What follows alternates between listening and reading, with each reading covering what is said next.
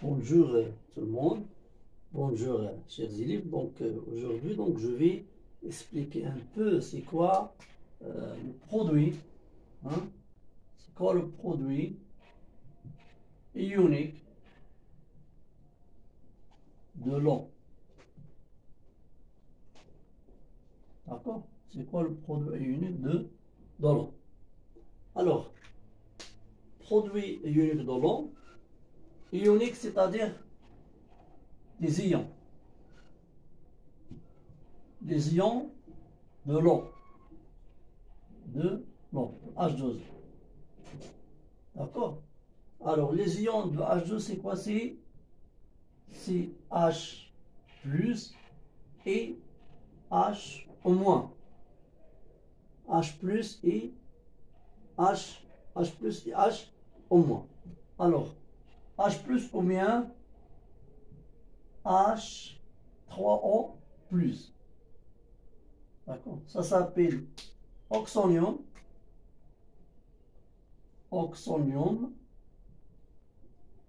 Et ça s'appelle hydroxyde.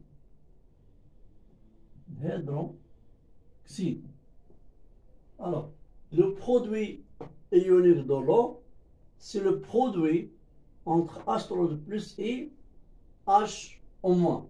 Alors, H3 plus fois H au moins. Ça, c'est KE. D'accord? C'est le produit ionique de l'eau. D'accord? Alors, le produit ionique de l'eau, c'est quoi? KE égale H3 de plus fois H au moins. Alors, ça c'est le produit ionique de l'eau. La question, alors, quelle est l'utilité de cette grandeur? Alors, on peut définir aussi notre grandeur s'appelle PKE.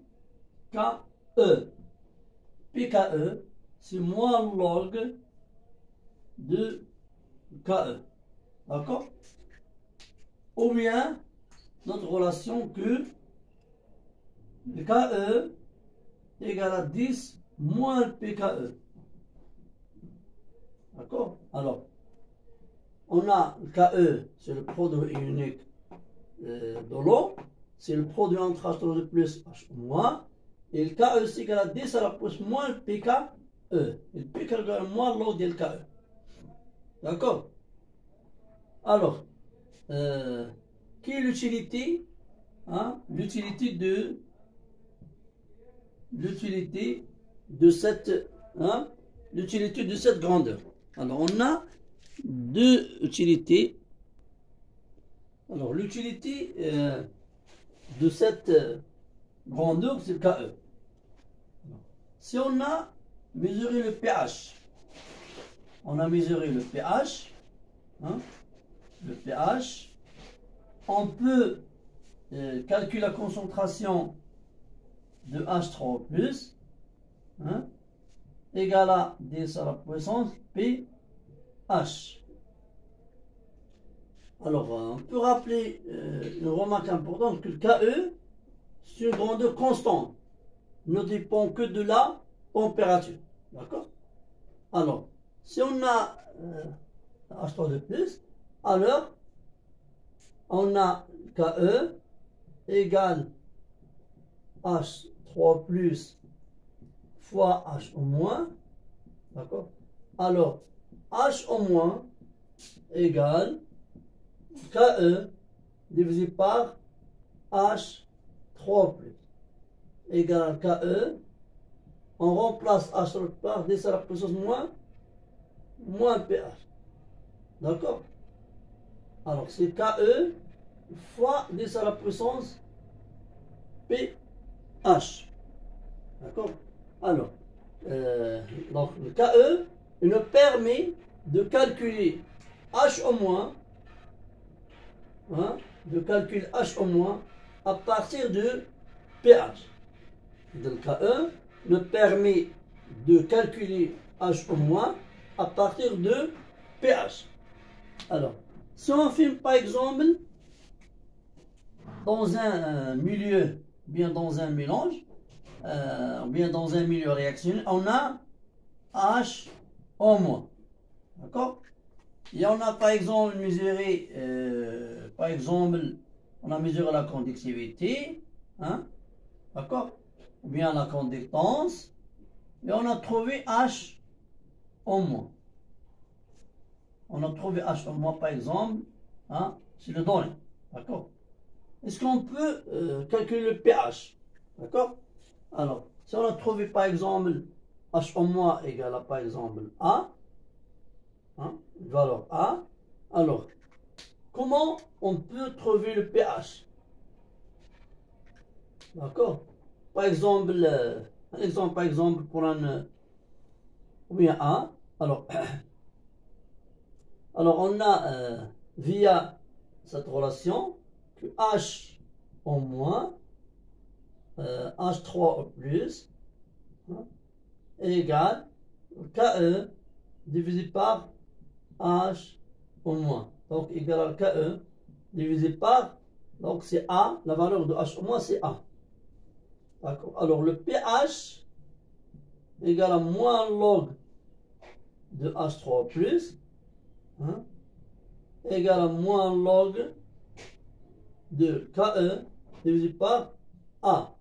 Donc égal à moins log égale KE plus log de A.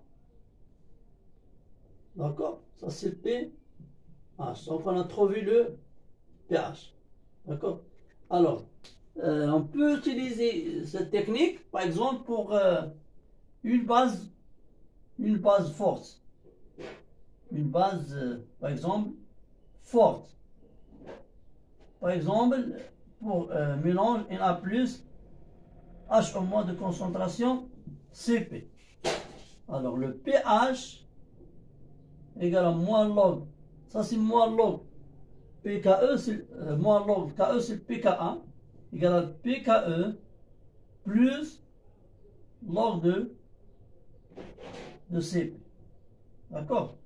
Alors, ça c'est la première utilité de KE. D'accord? Alors, pour savoir une autre chose importante, c'est la deuxième utilité. Donc la deuxième utilité que, par exemple, comment ça s'appelle? C'est la nature d'un mélange. Hein? La nature d'un mélange. Alors, la nature